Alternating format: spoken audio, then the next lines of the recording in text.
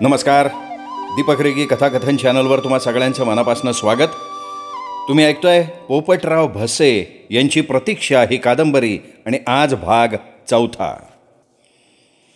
दिवसामागून दिवस जात होते. जांभूळगावला हळूहळू अंजनाचा विसर पडत चालला होता. ज्या दिवशी शंकराचा हात तोडला गेला त्याच दिवसापासून देशमुख सुतासारखा सरळ झाला होता.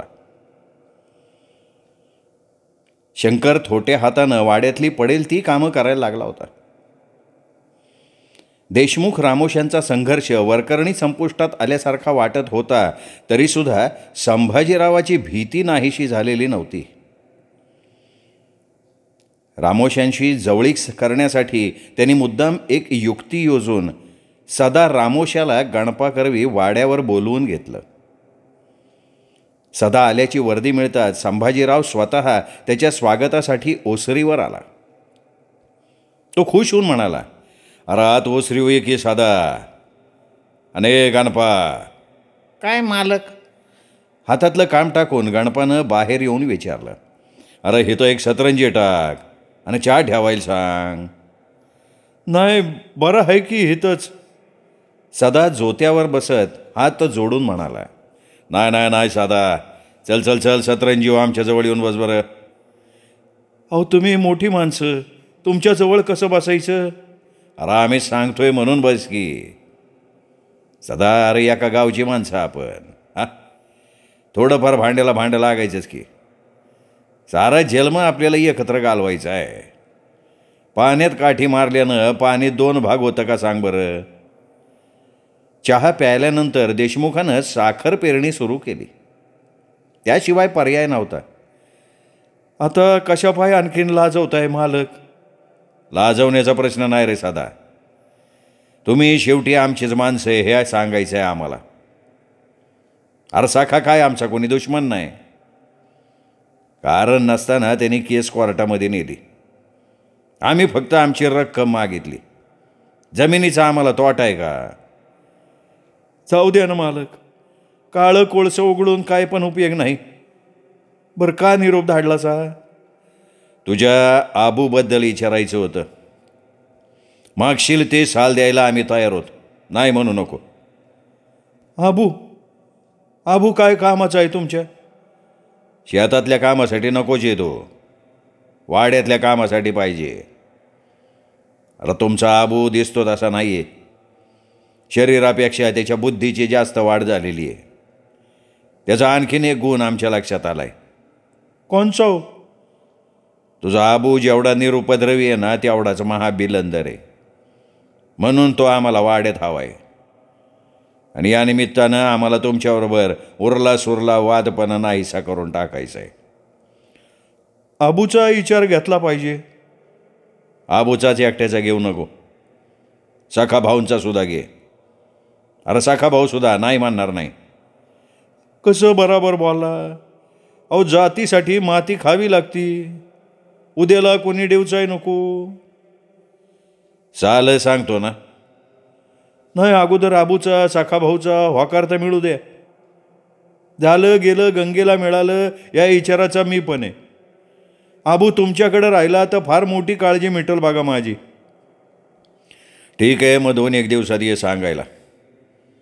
तू नकार दिला तर आम्हाला दुसरीकडे शोध घेतला पाहिजे बाबा. आणि बघ, कपडा लत्ता जेवणं खाणं याच्या सकट 2000 साल देऊ आम्ही, गणपेपेक्षा डब्बल.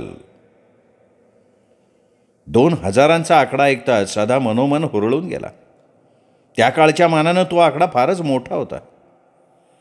चालून आलेल्या संधीला ठोकरायचं म्हणजे. घरी जाऊन त्याने आबूला बरोबर घेतलं आणि लगेच सरळ सखा भाऊकडे गेला. सखा अंगणातल्या लिंबाच्या झाडाखाली कोयत्यानं कुऱ्हाडीला दांडा करत बसला होता. त्याच्याजवळ जाऊन बापलेक टेकले. काय रे साधा, लेकाला घेऊन आलायसा? देशमुखानं वाड्यावर बोलवलं होतं. आणि ते कशा पाय? काम थांबवून सखानं विचारलं.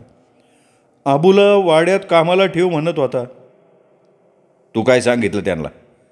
तुमचा विचार घेऊन सांगतो म्हणलो. काय काय म्हणाले देशमुख? बरंच काय म्हणाले. आपण एका गावची माणसं, माझं चुकलं, निष्कारण वाद कोर्टापर्यंत गेला, आबूच्या निमित्तानं आम्हाला वाद संपवायचा आहे असं. आबू, तुझा विचार सांग. थोडा वेळ स्वतःशी विचार केल्यानंतर सखानं विचारलं. मी काय तुमच्या बाहेर नाही. तुम्ही जे सांगान, जसं सांगान त्याप्रमाणे करेन मी. पाण्यात राहायचं म्हणल्यावर माशाची वैर कशा पाय करायचं. देशमुखाला वाद मिठावा असं जर खरोखर वाटत असेल तर मला बी आनंदच आहे ना. मग रुकर कळवू का? हे बघ, त्यो कळवायची आजलाच घाई नको करू. परवाच्याला आबूला बरोबर घेऊन जा, पण सालाची अर्धी रक्कम अदुगर घ्यायची. मनापासनं सांगताय ना तुम्ही? अरे वय साधा, भांडण तंटा मला नाही आवडत. आणि देशमुख फार बडी आसामी आहे, त्यांची बराबरी आपल्याला नाही करता यायची. सत्तूला आवडतं ना? हे बघ, त्याची समजूत घालायची जबाबदारी माझ्याकडं. अरे आबूला देशमुखाच्या वाड्यात ठेवण्यात कसला पण तोटा नाही. हा वाड्यात असल्यावर त्याला रामुशांच्या विरोध काय पण कट कारस्थान करता यायचं नाही.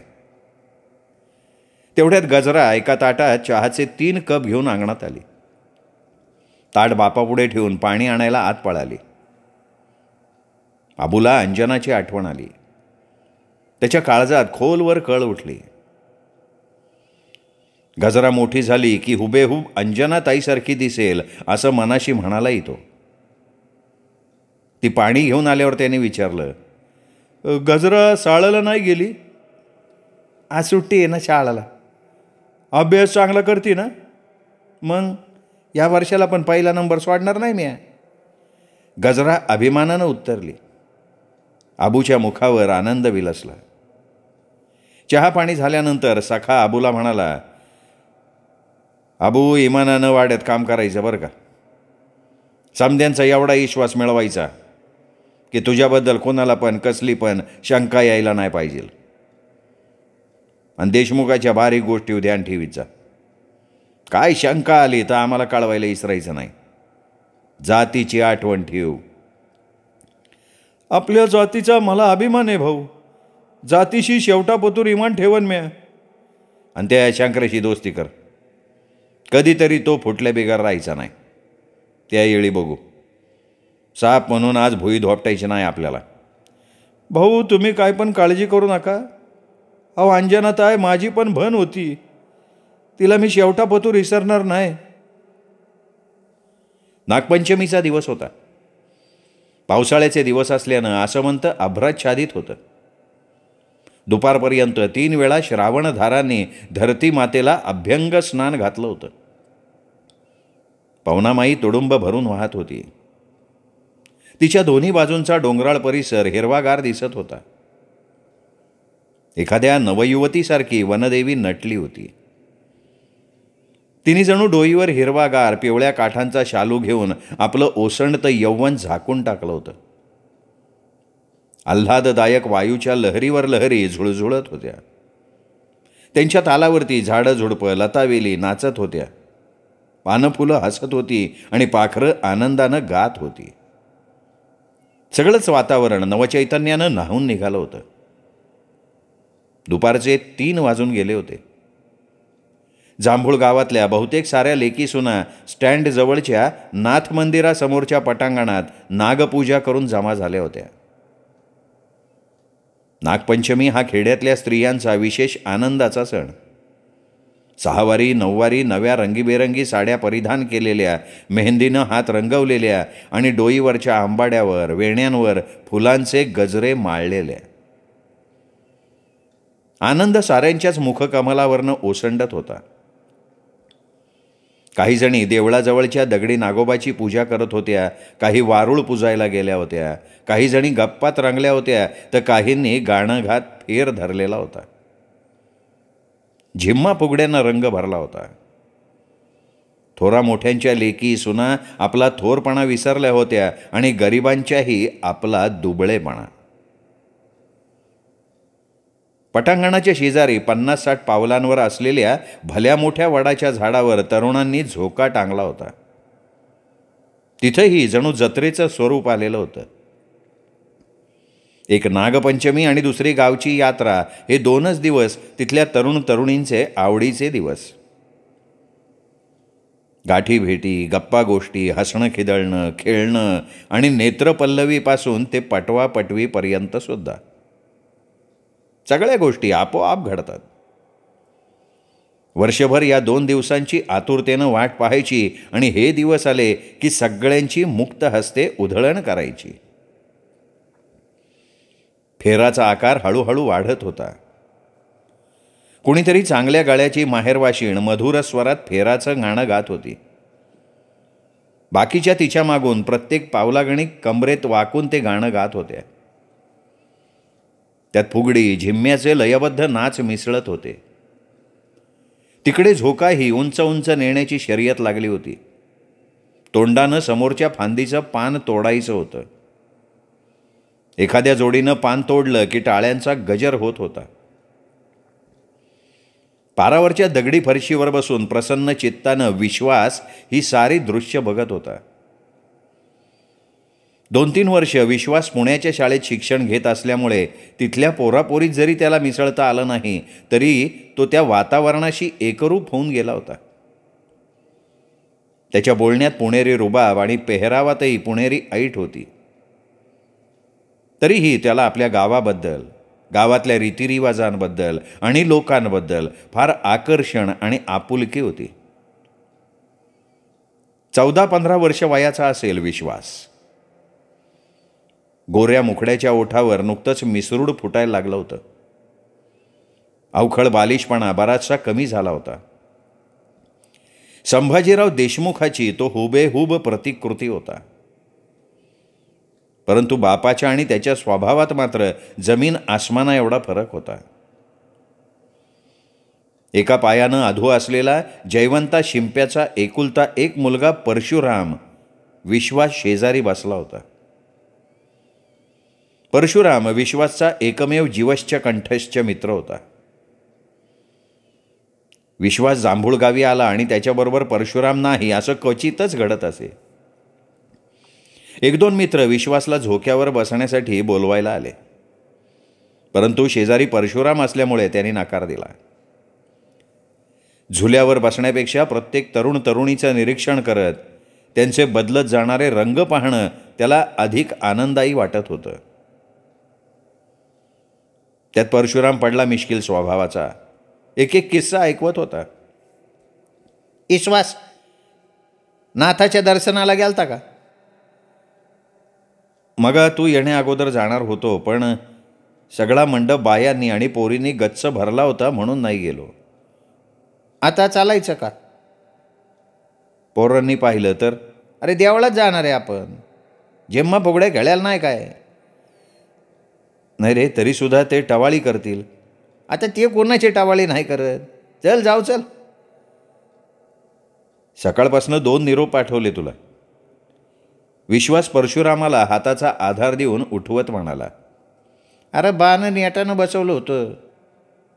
काय करायला? लाकडं तासायला, दुसरं काय? सणासुदीचं. अरे सणासुदीचं काम करायला बाला लय फुरण येतं. मला नाही आवडत, पण करणार काय? जुनी चौथी नापास आहे ना बा. शहाणपणा शिकवायचा एकदा प्रयत्न केलता, पण पियाकाटात लाद बसल्यापासून सांगितलेलं काम गप गुमान करत राहायचं. परशुरामानं मिश्किल स्वरात साभिनय माहिती दिली. मग कशी काय सुटका झाली? एक करामत केली तवा झाली. करामत? आणि ती कोणती? काय पाणी प्यायच्या निमित्तानं घरात गेलो. आईला सांगितलं, बाने निवेद भरायला सांगितलं आहे. बाहेर येऊन बाला सांगितलं, आईने निवेद दावायला सांगितलं आहे. आतून पोळ्यांचा साराचा वास येत होता. गेला लगी धावत. हातात हात घालून ते नाथाच्या देवळाकडे गेले. त्यांच्याकडे अर्थातच अनेक जणींच्या नजरा गेल्या. विश्वासला शरमल्यासारखं झालं. खाली मान घालून तो मंडपाच्या पायऱ्या चढला.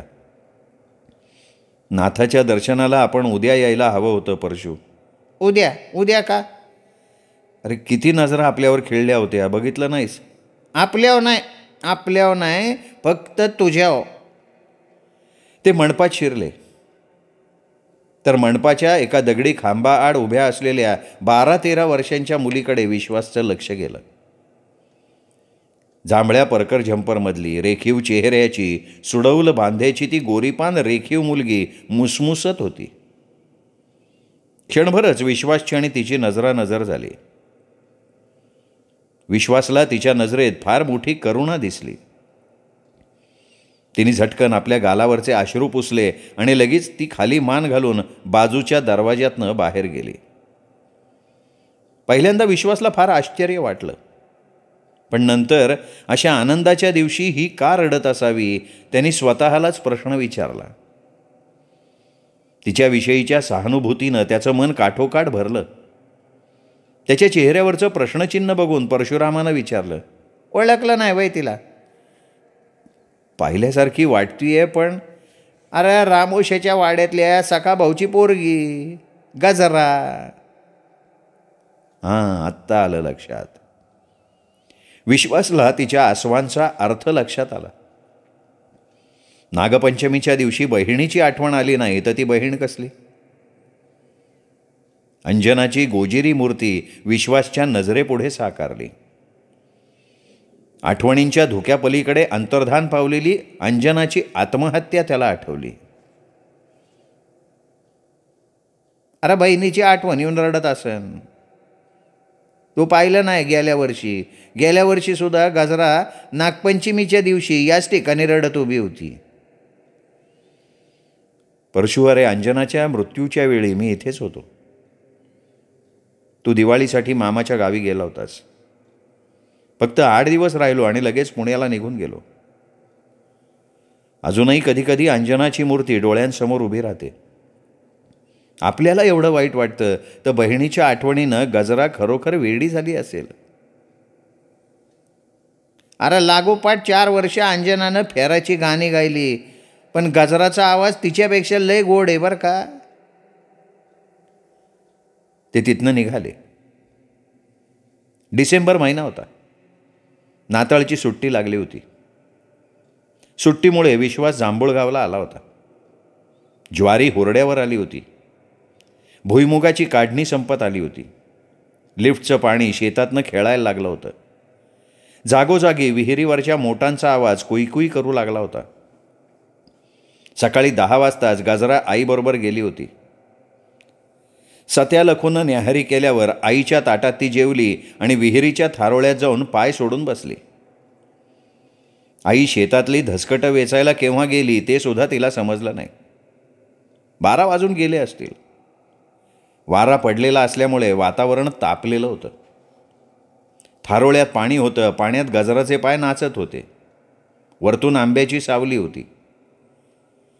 आंब्याला लागलेल्या मोहराप्रमाणे तिचं मनही मोहरलेलं होतं. थारोळ्याच्या लाकडी जिगला तिने डोकं टेकवलं आणि ती आंब्याच्या मोहरातून डोकावणाऱ्या लहान लहान कैऱ्यांचं निरीक्षण करायला लागली.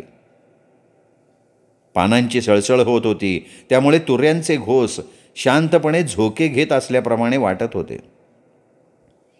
मधूनच एखादी मोठी कैरी डोकवत होती आणि तिच्या दर्शनानं तोंडाला पाणी सुटत होतं, चिंच पाहिल्याप्रमाणे. गाणं गुणगुणणं हा तर गजराचा जणू अविभाज्य घटक होता. लहर आली आणि जवळ कोणी नसलं की मगच तिच्या मधाळ कंठातनं गाण्याचे बोल बाहेर पडायचे. मग मात्र ती तासन तास स्वतःला विसरून जायची. मोटेची कुईकुई, कोकिळेचा कुहूकुहू, पानांची सळसळ किंवा भ्रमरांचा मधमाशांचा गुंजारव ऐकला की तिच्या अणुरेणूत निमिषार्धात संगीतमय होऊन जायचा. 2 तासांपूर्वी वाहणाऱ्या ओढ्याच्या पाण्याचं संगीत तिने ऐकलं होतं त्याची आठवण झाली. मोटेतून थारोळ्यात पडणाऱ्या पाण्याचा आवाज आठवला तिला. त्याबरोबर अगदी सहजपणे तिने पाण्यात डोकावलं. वीज चमकावी आणि आकाशाचं काळीज दुभंगून जावं त्याप्रमाणे गजराची अवस्था होऊन गेली. नजरेआड जाऊ पाहणाऱ्या आठवणींच्या धुक्याचे काळ्या कुट्ट मेघात रूपांतर झाले. नयनांच्या काळ्या पटलातून आसवांच्या धारा सरसर वाहायला लागल्या. थारोळ्यात पाण्यात तिला स्वतःचं प्रतिबिंब दिसलं होतं, परंतु अंजनाताई आपल्याकडे बघतीये असा भास होऊन आठवणींचा पावसाळा सुरू झाला. अंजनाताई. काळाच्या पडद्याआड नाहीशी झालेली अंजनाताई पुन्हा कधी दिसणार नसताना आज का बरं नजरेच्या समोर आली? ताई, तुला दिलेला शब्द विसरलेली नाही मी बदला घेणार ताई.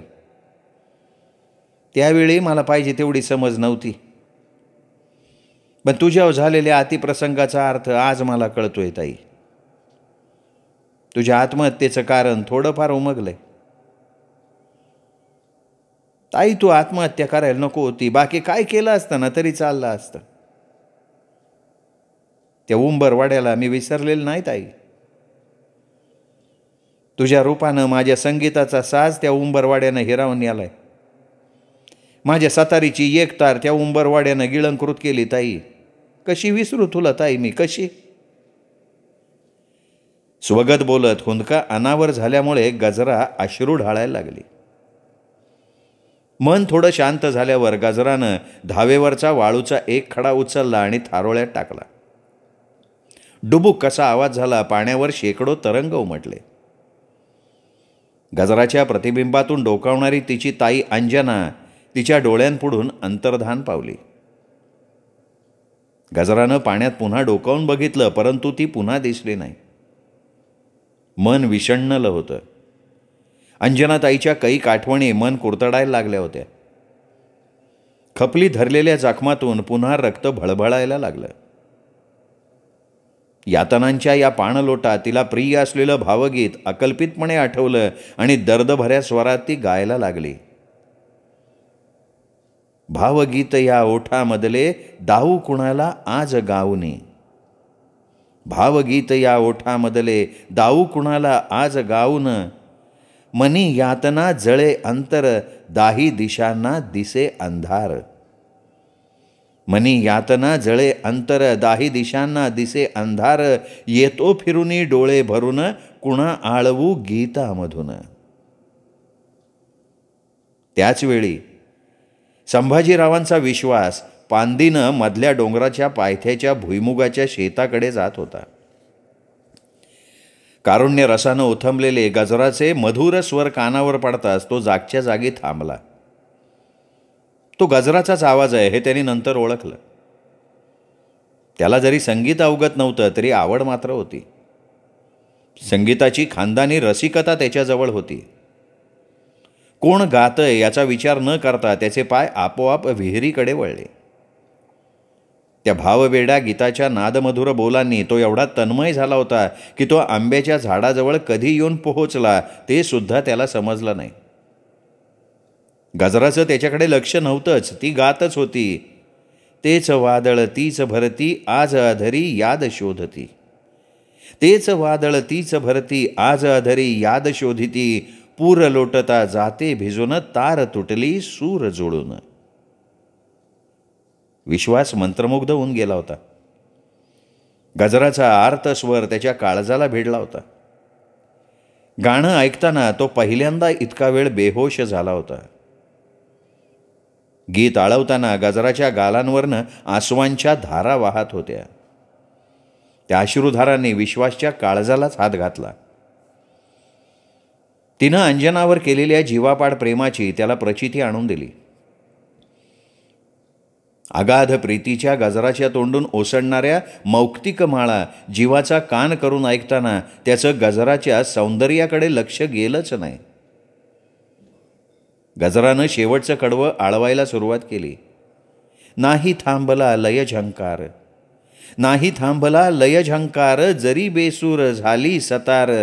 गाते तरीही भावगीत मी ह्या ओठामधले दाऊ कुणाला पण आज गाऊनी. त्याच्या पुढच्या ओळी गजराला आळवताच आल्या नाहीत. स्वरांना आलापात तिला गुंफताच आलं नाही. बदल्याच्या प्रतिद्वंद्वाचे घनदाट काटेरी कुंपण फार मोठं प्रश्नचिन्ह घेऊन साश्रू नयनांसमोर साकारलेलं होतं. स्वतःचं दुःख कोणापाशी उकलता येत नसल्यामुळे या भीषण प्रश्नचिन्हानं आत्ताही ती नेहमीप्रमाणे आतल्या आत होरपळायला लागली होती. सुडाचं बीज रुजलं होतं, पण विचारांना हवी तेवढी प्रगल्भता आलेली नव्हती. भावनावेग आवरता न आल्यामुळे ती ओक्साबोक्षी रडायला लागली. 3-4 मिनिटं अंजनाच्या आठवणींचा लोंढा वाहतच होता. विश्वास निश्चलपणे तिच्याकडे सहानुभूतीनं पाहत होता.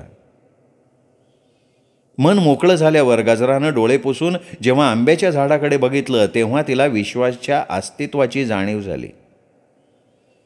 दोघांची नजरानजर झाली.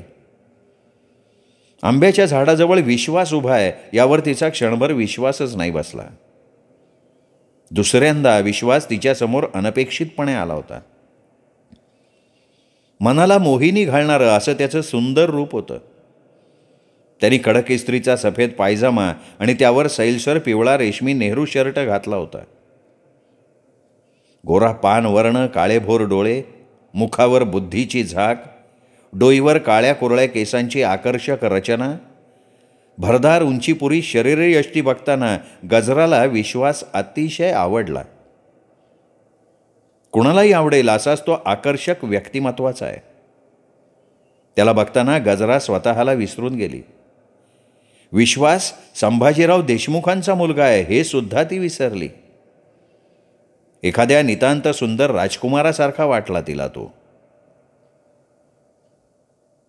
जे अटळ असतं ते जसं टाळता येत नाही त्याप्रमाणे जे अघटित असतं ते घडल्याशिवाय राहत नाही. नियतीचा लपंडाव कोणाला कधी समजतो का? विश्वास निश्चलपणे तिला एकटक निहाळत असताना, तिच्यावर नेमबाणांचा वर्षाव करून तिच्या मनाचा वेध घेत असताना गजरा जिगेच्या आडव्या मेढीचा आधार घेऊन उभी राहिली. परकराचा ओचा खाली सोडला. विश्वासच्या दिशेनं 2 पावलं चालून गेली सुद्धा, परंतु 3रं पाऊल टाकायचं तिला धाडस झालं नाही. विश्वासकडे तिने एकवार साश्रू नयनांनी बघितलं आणि मग तिने खाली मान घातली. गजरा हुबेहूब अंजनाची प्रतिकृती होती. तिचं लोभसवाणं सौंदर्य हळूहळू गजरामध्ये आकार घेत होतं. आणखीन 3-4 वर्ष गेल्यावर गजरा अक्षरशः अंजनाच. दोघं एकमेकांचा विचार करत असताना विश्वास माघारी वाळला. जास्त वेळ तिथे थांबणं अप्रशस्त दिसू नये म्हणून तो पांदीकडे जायला लागला. तिच्या कंठाइतकीच ती सुद्धा विश्वासला आवडलेली होती. विश्वासची ही भेट गजराच्या दृष्टीनं अतिशय वादळी ठरली. त्या भेटीनं तिच्या जीवनाला पूर्णपणे कलाटणी मिळाली. तिचे अपरिपक्व विचार गतिमान झाले. सुडाचा सुप्त अंकुर हळूहळू आकार घ्यायला लागला. गजराच्या बालबुद्धीनं फार मोठी मजल मारली. अस्पष्ट चित्र नजरेपुढे तरंगायला लागलं. फार मोठं धाडस करावं लागणार आहे आणि त्याचबरोबर फार मोठा धोका सुद्धा पत्करावा लागणार आहे. यशापयश भविष्य ठरवणार आहे याची जाणीव येऊन सुद्धा एकाच तीरात दोघांची पारध करायचा निश्चय तिने मनाशी पक्का करून टाकला. संभाजीराव स्वतःच्या प्रतिष्ठेला फार जपतोय नाही का? स्वतःच्या उच्च खानदानाचा, देशमुखीचा फार मोठा टेंभा मिरवतोय नाही का? माझ्याजवळ रूप आहे, जिद्द आहे.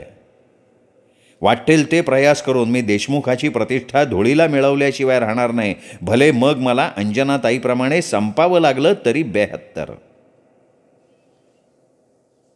संभाजीरावाला आव्हान देण्यासाठी गजरा खंबीरपणे सिद्ध झाली. स्वतःची जीवननौका संभाजीरावासारख्या सैतानाच्या महाभयंकर महापुरात लोटणं म्हणजे प्रत्यक्षात विस्तवाशी खेळणं होतं. प्रवाहाविरुद्ध वल्ह मारताना दमछाक होणार आहे, ऊर फुटण्याचा धोका आहे. नियतीशी खेळून नशिबाची परीक्षा बघणं विष पचवण्यापेक्षा कठीण आहे हे माहीत असताना सुद्धा तिने जालिम विषाचा पेला ओठांना लावायचा निर्णय घेतला. 8-15 दिवस ती या विचारांच्या आवर्तनात स्वतःभोवती वादळाच्या भोवऱ्याप्रमाणे भिरभिरत होती. बालपण कुठल्या कुठे पळून गेलं होतं. जशी जशी ती विचार करत गेली तसतसं अमूर्त योजनेचं एक एक दालन उघडत गेलं. मार्ग अतिशय अवघड होता. खडतर तपश्चर्या करावी लागणार होती. दुर्दम्य निश्चयाचं पाठबळ असल्यावर सामान्यातला सामान्य माणूससुद्धा हिमालय पार करू शकतो. सगळी योजना मनाशी तयार झाल्यावर गजराला 12 हत्तींचं बळ आलं. लागलीच ती अभ्यासाला लागली. त्यावेळी ती 7वीच्या वर्गात शिकत होती. वार्षिक परीक्षा 3 महिन्यांवर आली होती. जास्तीत जास्त मार्क मिळवून पास व्हायचं या महत्त्वाकांक्षेनं तिला झपाटून टाकलं होतं. जास्तीत जास्त वेळ ती अभ्यासाला द्यायला लागली. तिच्या घरच्यांनाच नव्हे तर साऱ्या रामोश्यांच्या वस्तीलाच तिचं आश्चर्य वाटायला लागलं. अभ्यास, शाळा आणि थोडंफार घरकाम या पलीकडे तिचं विश्व राहिलं नाही. एक दिवशी सकाळच्या वेळी ती ओसरीवर अभ्यास करत बसली होती. आतल्या दालनात तिचे आईवडील बोलत बसले होते. पेनमधली शाई संपली म्हणून ती आतल्या कोनाड्यातला बॉलपेन आणण्यासाठी उठली. दारापर्यंत गेली सुद्धा. आत तिचाच विषय चालला होता म्हणून तिने दाराला कान लावला. अव पोरीला पदर आलाय, ईशाची परीक्षा काहून पाहायची म्हणते मी. हा तुझं म्हणणं खरं आहे, पण गजराचा बी विचार घ्यायला पाहिजे. शाळा शिकती ती, हुशार आहे. मास्तर म्हणत होता गजराला लई शाळा शिकवा, 10 पिढ्यांचा उद्धार करेल म्हणला. काय न ग म्हणा उद्धार, 7वी झाली की पुरं झालं म्हणा. इथं माझ्या जीवाला लागलाय घोर. काय पण करा, तिला औंदा उजवून टाका. हे बघ तू एवढी आधीर होऊ नको. तुझी तळमळ समजती मला, बघतो तिला विचारून. वडील म्हणाले आणि ती संधी साधून गजरा आत गेली. विषय आणायचे निघाला होता म्हणून रखमाबाई लगेच म्हणाल्या, ही बघा गजरा आत आली, लगे विचारा तिला, माझ्यासमोर विचारा. आई आई तुमचं सगळं बोलणं ऐकलंय मी, विचारायची गरज नाही. गजरा वडिलांच्या जवळ बसत म्हणाली. मग काय तुझं म्हणणं आहे? थोरलीचं असं झालं नसतं तर आम्ही तुझ्या लग्नाची घाई केली नसती ग. पण बाबा ऐका ना बाबा, मला लगीन नाही करायचं, मला पुढं शाळा शिकायची. अगं पोरीच्या जातीला लई शाळेचा काय उपयोग सांग बरं. नाही तरी बी मला शाळा शिकायची, पण पुढं शाळा शिकण्याची आपल्या इथं सोयच नाही ना. पुण्याला मावशीकडं जाणार मी. मावशी गेल्या वर्षी म्हणाली होती माझ्या लग्नाचा इशा डोक्यातनं काढून टाका. तुमच्या भावना समजतात मला, पण तुम्ही माझ्याबद्दल निश्चिंत राहा. माझ्या जीवनाचा मार्ग मी ठरवला आहे, त्यात अडथळा आणू नका. पाय धरते तुमचे, मला माझ्या मार्गानं जाऊ द्या. अंजनाताई गेली म्हणून तुम्ही मला जिवंतपणी मारू नका. मी जड झाली असेल तर तसं सांगा. मग तुमच्या म्हणण्याप्रमाणे तुम्ही म्हणाल त्याच्या गळ्यात माळ घालील मी, पण नाईलाजानं. पण त्यामुळं तुमची गजरा कधी सुखी होणार नाही आई बाबा. अगं गजरा शहाणी आहे तू, हे भलतं खोळ घेऊन नको बसू. तुला दुःखी करण्यासाठी आई बाबा, माझं लगीन केलं तर मी दुःखीच होणार आहे. माझं हसणं संपणार आहे, माझा उल्हास मावळणार आहे, माझी उमेद खचणार आहे. जगण्यासारखं जीवनात काही राहणारच नाही. माझं एक स्वप्न आहे ते साकार करण्याचा मी निश्चय केला आहे. या निश्चयाला धुळीला मिळवू नका. तसं झालं तर आणखीन दुसऱ्यांदा तुम्हाला पश्चाताप करावा लागेल. असं म्हणून गजरा उठली. नाक दाबल्याशिवाय तोंड उघडणार नाही अशी तिची अटकळ होती. तिचे आईवडील तिच्याकडे स्तंभित होऊन बघत राहिले. ती असं काही बोलेल हे त्यांच्या ध्यानीमनी सुद्धा नव्हतं. अगं उठली का गजरा, बस की खाली. हे बघ 2 दिवस विचार कर मग आम्हाला सांग, असं येड्यावानी करू नका. सखा भाऊ समजावण्याच्या स्वरात म्हणाला. पूर्ण विचार करून बोलते मी. तुम्हाला मी असा पराक्रम करून धावणार आहे की तुम्ही बी आश्चर्यानं थक्क होऊन जाणार. विश्वास ठेवा माझ्यावर. अंजनाताईची शेवटची इच्छा मी पूर्ण करणार. काय होती तिची इच्छा? वडिलांनी चमत्कारिक नजरेनं तिला विचारलं. ते मी येळ आल्यावर सांगन, आत्ता नाही. हे बघ राखमा होऊ दे गजराच्या मनासारखं. ही पुण्याला मावशीकडे गेली तर काय पण काळजी करायचं कारण नाही. आई मी खरंच सांगते, माझ्याविषयी खरोखर काय काळजी करू नका. अंजनाताईसारखी हळव्या मनाची नाही मी. रामोश्याचं रक्त माझ्या धमन्यातनं खेळतंय. माझ्यामुळं तुमच्यावर खाली मान घालायची वेळ कधी बी येणार नाही, मी वचन देते तुम्हाला. एवढा शहाणपणा कुठे शिकली ग पोरी? शहाणपणा शिकावं लागत नाही बाबा. अंजनाताईच्या मरणानं तुम्ही आपोआप शिकली. पोरी, तू आमच्यापासून काहीतरी लपवती बरं का. अहो, तुम्ही माझे जन्मदाते आहात, पण काही गोष्टी सांगायची घाई करायची नसती. कोड्यात बोलून गजरा बाहेर गेली. योजनेची पहिली पायरी तिने अशा प्रकारे अगदी सहजगत्या जिंकली होती. श्रीगणेशा चांगला झाला म्हणून तिला अत्यानंद झाला होता. लगेच तिने मावशीला पत्र पाठवलं. तिला एका रात्रीसाठी जांभूळगावला बोलवून घेतलं. मावशीला मुलगी नसल्यामुळे अत्यानंद झाला. बहिणीची मेवण्याची तिने समजूत घातली. तुमच्या गजराला तळहाताच्या फोडासारखं जपीन असंही म्हणाली.